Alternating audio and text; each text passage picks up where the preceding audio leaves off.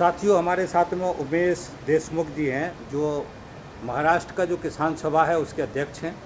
महाराष्ट्र में बहुत बड़े बड़े आंदोलन हुआ, खासतौर से लॉन्ग मार्च। तो ये जो आंदोलन कैसे डेवलप हुआ महाराष्ट्र में, वो किस तरीके से हुआ, उसकी थोड़ा जानकारी दीजिए। महाराष्ट्र में 2016 में पहला हमने नासिक में महामुक्काम आंदोलन किया। ये महामुक्काम आंदोलन का सवाल जो थे, खास करके महाराष्ट्र में ठाणे और नासिक डिस्ट्रिक्ट में जो वन जमीन का जो सवाल है, वो वन जमीन का सवाल उसको वो वन पट्टे मिलना चाहिए, वो पहला सवाल था। बाद में महाराष्ट्र के अंदर बहुत सारी आत्महत्या हो रही थी, इसलिए वो कर्जा माफ़ी का सवाल था उसके। और महाराष्ट्र में देवस्थान ज़मीन जो है, देवस्थान ज़मीन, गायरान ज़मीन और कुछ ज़िलों में वर्कस ज़मीन जो कहते हैं और वर्ग 2 की नाम के ज़मीन कहते हैं, उनका वो किसान के नाम पर होना चाहिए था। ऐसे बहुत सारे सवाल थे, इसलिए नासिक में महामुक्काम का आंदोलन पहला हमने किया। बाद में ठाणे जिला में हमें वाड़ा में वो आदिवासी मुख्यमंत्री मिनिस्टर थे, उसके घर के सामने हमने ठिया आंदोलन किया।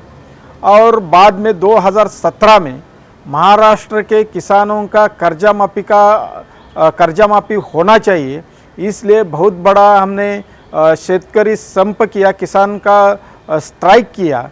और किसानों ने उसी दिन में कुछ भी खेती में काम नहीं करने का, और बाद में जो शहरों में जो सब्जियां बेचते हैं और जो अन्य जो माल बेचते हैं, वो बेचना नहीं, ऐसा भूमिका ली और सब माल अपने अपने घरों में और गांव में वो बांट दिया। और पूरा किसान महाराष्ट्र का स्ट्राइक पर गया, ये खाली कर्जा माफ़ी के सवाल पर। बाद में हमने किसान सभा के अंदर में चर्चा की 2018 में कि बहुत सारे सवाल आज आ रहे, उभार के आ रहे हैं, इसलिए नासिक से मुंबई तक ये साधारणतः 200 किलोमीटर का जो अंतर है उसको हम चलते जाएंगे, ऐसा किसान सभा के राज्य कमेटी ने फैसला किया। और उसके तहत हमने नासिक से मुंबई तक चलते जाने का इरादा किया। और मार्च के 6 तारीख को वो लॉन्ग मार्च शुरू हो गया और हम मुंबई तक चलते गए। उसका परिणाम ऐसा हुआ कि सब मंत्रिमंडल इकट्ठे होकर किसान सभा के साथ में चर्चा की, और वो जो सारे सवाल हमने आंदोलन के लिए लिए थे, वो सब सवाल पे चर्चा की। और महाराष्ट्र में जो ठाणे और नासिक जिला में जो वन पट्टे देने का सवाल था, वो देने का फैसला लिया, वो देने के लिए शुरू किए। उसमें से जो लोगों को अड़चनी आई थी, जो प्रॉब्लम्स हो रहे थे, उसके ऊपर सॉल्यूशन निकाला और वन पट्टे देने का चालू किया। 40,000 करोड़ की कर्जा माफ़ी महाराष्ट्र के किसानों को कर्जा माफ़ी की। और देवस्थान इनाम का जो और गायरान के जो किसान हैं, उनको भी सवाल जो है तो 6 महीने के अंदर हम छुड़वाएंगे, ऐसा हमें आश्वासन दिया। और वो जो आंदोलन है 3-4 साल सलग निकाला। कुछ सवाल रहे थे, वो 2019 में हमने दूसरा लॉन्ग मार्च निकालने का इरादा किया। शुरू भी हो गया नासिक से, लेकिन शुरू होने के बाद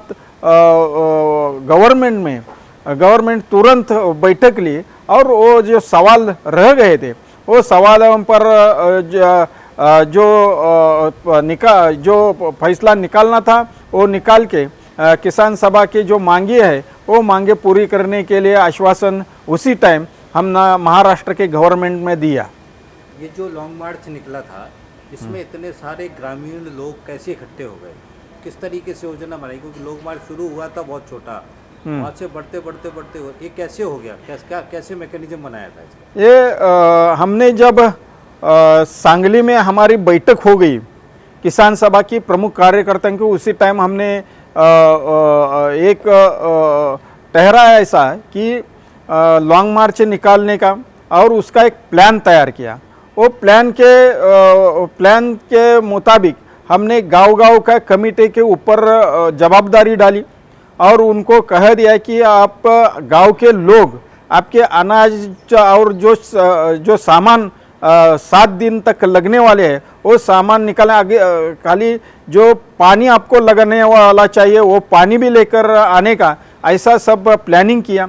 गांव कमेटी के सब बैठक 10-15 दिन में हो गई और 6 तारीख हम सब लोग नासिक में इकट्ठे हो गए।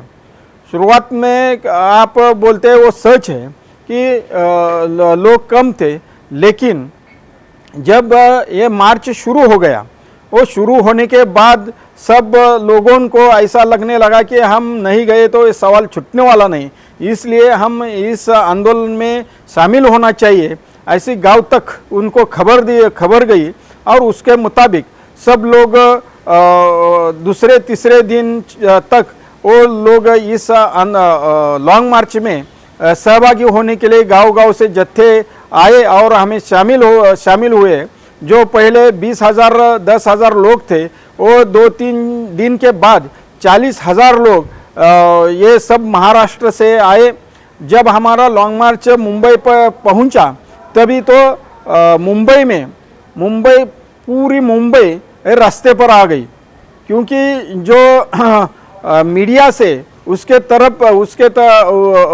सामने वो सब न्यूज़ गई और उससे सब किसान लोग चलकर मुंबई से आ रहे हैं, उसके पैर फटे हुए हैं, उसके पाँव में चप्पल नहीं है, वो रास्ते में कुछ मिला तो खाते हैं। ऐसा एक थोड़ा सा माहौल मुंबई में बना हुआ और मुंबई में वो होने के बाद सब मुंबई रास्ते पर आए और मुंबई ने इस लॉन्ग मार्च को एक पाठिंबा देने के लिए भूमिका ली और सब लोगों ने अनाज रहेगा, पानी रहेगा या रहने की व्यवस्था हो गई, कुछ लोगों को चप्पल दी गई। ऐसा एक माहौल मुंबई में भी तैयार हो गया और 50,000 लोग उस आज़ाद मैदान पर जो लास्ट के 2 दिन थे, वो 2 दिन में 50,000 लोग ये सब लॉन्ग मार्च की लास्ट की जो सभा थी उसमें सहभागी हो गए।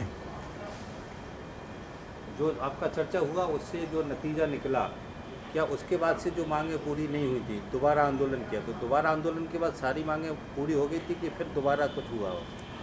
उसी लॉन्ग मार्च के तहत जब मंत्री के सीएम के साथ बैठक होगी, उसी टाइम विधानसभा का अधिवेशन चालू था, लेकिन अधिवेशन से टाइम निकाल के सब मंत्रीगण और खुद मुख्यमंत्री उस बैठक में आए। उसने जो सब सवाल थे, कर्जा माफी का सवाल था, वन जमीन का सवाल था, देवस्थान इनाम जमीन का सवाल था, ये सब सवाल पर सॉल्यूशन निकाले। वन पट्टे का जो था वो तो 2006 का जो कानून हो गया था उसके तहत तो वो देने के लिए चालू ही कर दिया।